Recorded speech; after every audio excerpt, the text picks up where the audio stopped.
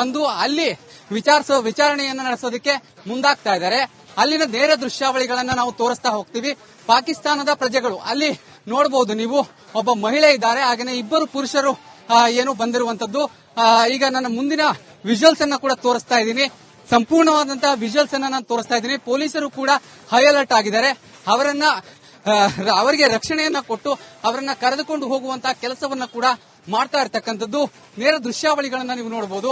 ಅಂದ್ರೆ ಪಾಕಿಸ್ತಾನದ ಪ್ರಜೆಗಳೇನಿದ್ದಾರೆ ಅವರು ಮತ್ತೆ ಪಾಕಿಸ್ತಾನಕ್ಕೆ ತೆರಳಬೇಕಾಗುತ್ತೆ. ಯಾಕಂದ್ರೆ ನಿನ್ನೆ ಕೇಂದ್ರ ಸರ್ಕಾರ ತೆಗೆದುಕೊಂಡಂತಹ ನಿರ್ಧಾರ ಏನಿದೆ, ಆ ನಿರ್ಧಾರದ ಬೆನ್ನಲ್ಲೇ ಇದೀಗ ಪಾಕಿಸ್ತಾನದ ಪ್ರಜೆಗಳು ಇಲ್ಲಿಂದ ನೇರವಾಗಿ ಪಾಕಿಸ್ತಾನಕ್ಕೆ ತೆರಳಬೇಕಾಗುತ್ತೆ.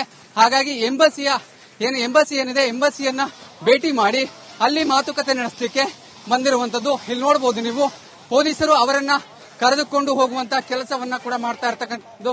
ಪಾಕಿಸ್ತಾನದ ಪ್ರಜೆಗಳನ್ನ ಕರೆದುಕೊಂಡು ಹೋಗುವಂತಹ ಕೆಲಸವನ್ನ ಮಾಡ್ತಾ ಇದ್ದಾರೆ. ಇಲ್ಲಿ ಸಂಪೂರ್ಣ ದೃಶ್ಯಾವಳಿಗಳನ್ನ ನಾನು ತೋರಿಸ್ತಾ ಇದ್ದೀನಿ. ಪಾಕಿಸ್ತಾನದ 3 ಪ್ರಜೆಗಳು, ಅಂದ್ರೆ ಓರ್ವ ಮಹಿಳೆ, ಇಬ್ಬರು ಪುರುಷರು ಹಾಗೂ ಒಂದು ಮಗು ಇದೆ. ಆ ನೇರ ದೃಶ್ಯಾವಳಿಗಳನ್ನ ನಾನು ತೋರಿಸ್ತಾ ಹೋಗ್ತೀನಿ. ಪ್ರಮುಖವಾಗಿ ಭಾರತ ತೆಗೆದುಕೊಂಡ ನಿರ್ಧಾರ, ಅಂದ್ರೆ ಉಗ್ರವಾದಿಗಳ ವಿರುದ್ಧ ಭಾರತ ತೆಗೆದುಕೊಂಡ ನಿರ್ಧಾರ ಏನಿದೆ, ಈ ನಿರ್ಧಾರದಿಂದ ಪಾಕಿಸ್ತಾನ ಪತನಗುಟ್ಟಿರೋದಂತೂ ಖಂಡಿತ. ಯಾಕಂದ್ರೆ ಪಾಕಿಸ್ತಾನದ ನಿರ್ಧಾರದ ಅಂದ್ರೆ ಭಾರತದ ನಿರ್ಧಾರ ಏನಿದೆ, ಇದು ಪಾಕಿಸ್ತಾನಕ್ಕೆ ದೊಡ್ಡ ಹೊಡೆತ ಅಂತ ಹೇಳಲಾಗುತ್ತೆ. ಕ್ಯಾಮರಾ ಪರ್ಸನ್ ಅಭಿಷೇಕ್ ಜೊತೆ ನಟೇಶ್ ರಾಜಣ್ಣ, ರಿಪಬ್ಲಿಕ್ ಕನ್ನಡ, ನವದೆಹಲಿ. लेकर जा रहे हैं, कौन सी खुशी है? कुछ लेकर कोई बात नहीं, आपके यहाँ कोई फंक्शन भी हो सकता है, बर्थडे आप बता दीजिए, बता दीजिए आपका क्या नाम है, क्या ओकेजन है, क्या वजह है? आप उच्चायुक्त से हैं क्या? आप उच्चायुक्त से बता दीजिए।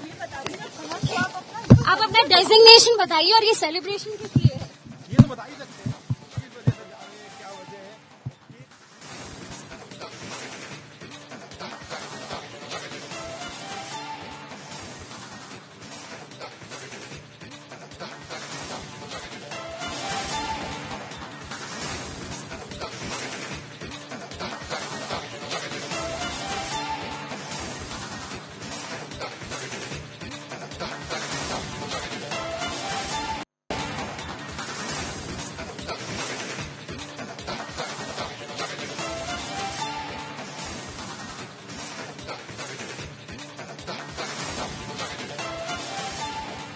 ಈಗ ಕೆಲವು ದೃಶ್ಯಗಳನ್ನ ಗಮನಿಸಿದ್ವಿ. ಕೆಲ ಕ್ಷಣಗಳ ಹಿಂದೆ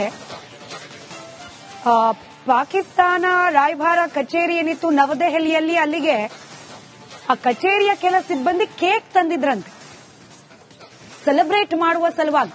ಮತ್ತಷ್ಟು ಮಾಹಿತಿಯನ್ನು ಅಲ್ಲಿಂದ ಎಕ್ಸಾಕ್ಟ್ ಏನಾಯ್ತು ಅನ್ನೋದ್ರ ಬಗ್ಗೆ ಕಲೆ ಹಾಕೋ ಪ್ರಯತ್ನ ಮಾಡ್ತಾ ಇದೀವಿ. ಸೆಲೆಬ್ರೇಟ್ ಮಾಡುವಂತದ್ದು ಏನಾಗಿದೆಯೋ ಗೊತ್ತಿಲ್ಲ.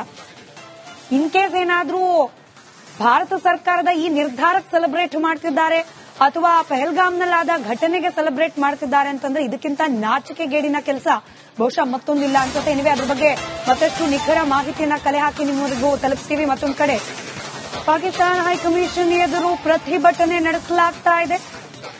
ಅದರ ದೃಶ್ಯವನ್ನ ಕೂಡ ಕೆಲ ಕ್ಷಣಗಳ ಹಿಂದೆ ತಾವು ಗಮನಿಸಿದ್ವಿ. ಪಾಕ್ ರಾಯಭಾರಿ ಕಚೇರಿ ಮುತ್ತಿಗೆಗೆ ಪ್ರಯತ್ನ ಮಾಡಲಾಗಿದೆ.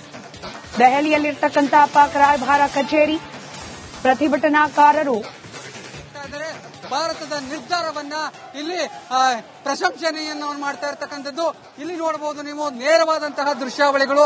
ಸಂಪೂರ್ಣವಾಗಿ ಬ್ಯಾರಿಕೇಡ್ ಅನ್ನ ಹಾಕಿರುವಂತದ್ದು ಪೊಲೀಸರು. ಆದ್ರೆ ಮುತ್ತಿಗೆ ಹಾಕುವಂತಹ ಕೆಲಸವನ್ನ ಪ್ರತಿಭಟನಾಕಾರರು ಕೂಡ ಇಲ್ಲಿ ಮಾಡ್ತಾ ಇರ್ತಕ್ಕಂಥದ್ದು. ಈಗಾಗಲೇ ಪಾಕಿಸ್ತಾನದ ವಿರುದ್ಧ, ಅಂದ್ರೆ ಪಾಕಿಸ್ತಾನದ ಈ ಕೃತ್ಯ ಖಂಡಿಸಿ ಹೋರಾಟವನ್ನ ಮಾಡುವಂತಹ ಕೆಲಸವನ್ನ ಭಾರತೀಯರು ಮಾಡ್ತಾ ಇರ್ತಕ್ಕಂಥದ್ದು. ಭಾರತೀಯ ಜನತಾ ಪಾರ್ಟಿಯ ಕಾರ್ಯಕರ್ತರು ಸೇರಿದಂತೆ ಹಲವರು ಪಾಕಿಸ್ತಾನದ ಎಂಬಸಿ ಏನಿದೆ, ಹೈಕಮಿಷನ್ ಏನಿದೆ, ಅದರ ಮುಂಭಾಗದಲ್ಲಿ ಸಂಪೂರ್ಣವಾಗಿ ಪ್ರತಿಭಟನೆಯನ್ನ ಮಾಡ್ತಾ ಇರ್ತಕ್ಕಂಥದ್ದು. ಅಲ್ಲಿನ ನೇರ ದೃಶ್ಯಾವಳಿಗಳನ್ನ ಕೂಡ ನಾವು ತೋರಿಸ್ತಾ ಇದ್ದೀವಿ. ನಟೇಶ್ ರಾಜಣ್ಣ, ರಿಪಬ್ಲಿಕ್ ಕನ್ನಡ, ನವದೆಹಲಿ.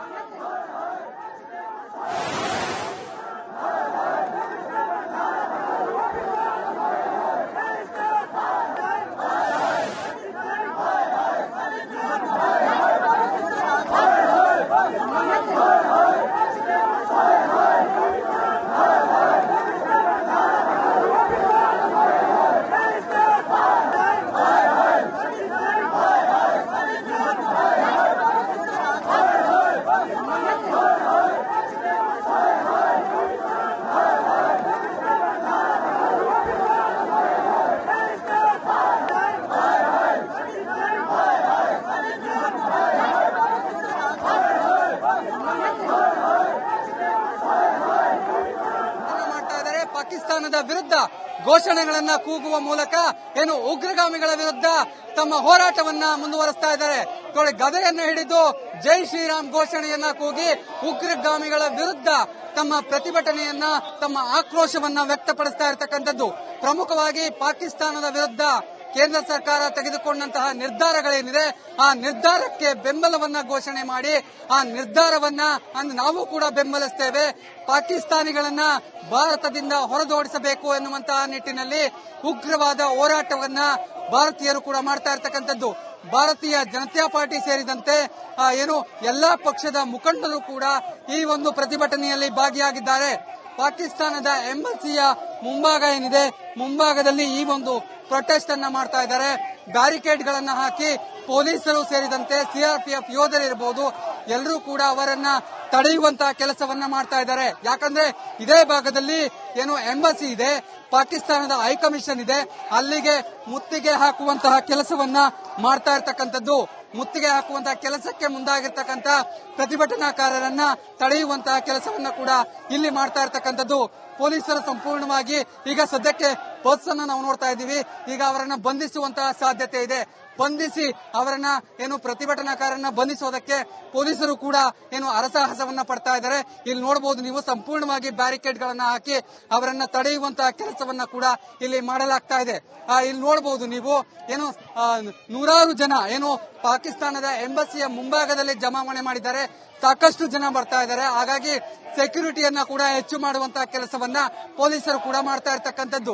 ನೇರ ದೃಶ್ಯಾವಳಿಗಳನ್ನ ರಿಪಬ್ಲಿಕ್ ಕನ್ನಡದಲ್ಲಿ ಎಕ್ಸ್ಕ್ಲೂಸಿವ್ ಆಗಿ ನಾವು ತೋರಿಸ್ತಾ ಇದ್ದೀವಿ. ಪಾಕಿಸ್ತಾನದ ವಿರುದ್ಧ ಪೋಸ್ಟರ್ ಗಳನ್ನ ಹಾಕಿ ಪಾಕಿಸ್ತಾನದ ಉಗ್ರರ ವಿರುದ್ಧ ಪ್ರತಿಭಟನೆಗೆ ಮುಂದಾಗುವಂತಹ ಕೆಲಸವನ್ನ ಪ್ರತಿಭಟನಾಕಾರರು ಮಾಡ್ತಾ ಇರ್ತಕ್ಕಂಥದ್ದು. ಅಲ್ಲಿ ನೋಡಬಹುದು ನೀವು, ಸಾವಿನ ಪೋಸ್ಟರ್ ಅಂದ್ರೆ ಕಾಶ್ಮೀರದಲ್ಲಿ ನಡೆದಂತಹ ಈ ನರಮೇಧ ಏನಿದೆ, ನರಮೇಧದ ಫೋಟೋಸ್ ಗಳನ್ನ ಜೊತೆಗೆ ಅವುಗಳನ್ನ ತೋರಿಸಿ ಉಗ್ರರ ವಿರುದ್ಧ ಕಾಶ್ಮೀರದಲ್ಲಿ 26 ಮಂದಿಯ ನರಮೇಧ ಪಾಕಿಸ್ತಾನ ಸಂಭ್ರಮಿಸ್ತಾ ಇದೆಯಾ? ಇದನ್ನ ಭಾರತದಲ್ಲೇ ಪಾಕ್ ರಾಯಭಾರ ಕಚೇರಿಯಲ್ಲಿ ವಿಕೃತಿ ಪ್ರದರ್ಶನ. ಕೇಕ್ ತೆಗೆದುಕೊಂಡು ಹೋಗಿದ್ದಾರೆ ರಾಯಭಾರ ಕಚೇರಿಯ ಸಿಬ್ಬಂದಿ. ನಾವಾಗ್ಲೇ ಗಮನಿಸ್ತಾ ಇದ್ವಿ ದೃಶ್ಯದಲ್ಲಿ, ಕೇಕ್ ಒಂದು ಎಂಬಸಿ ಬಳಿಯಲ್ಲಿ ಡೆಲಿವರ್ ಆಗಿರೋದು. ಭಾರತ ತೊರೆಯುವಂತೆ ಕೇಂದ್ರ ಸರ್ಕಾರ ಸೂಚನೆ ನೀಡಿದೆ. ಕೇಕ್ ತರಿಸಿಕೊಂಡಿದ್ದಾರೆ. ಯಾವ ಸಂಭ್ರಮಕ್ಕೆ? ಪಾಕಿಸ್ತಾನ ಎಂಬಸಿಯಲ್ಲಿರ್ತಕ್ಕಂಥ ಯಾವ್ದಾದ್ರು ಸಿಬ್ಬಂದಿಯ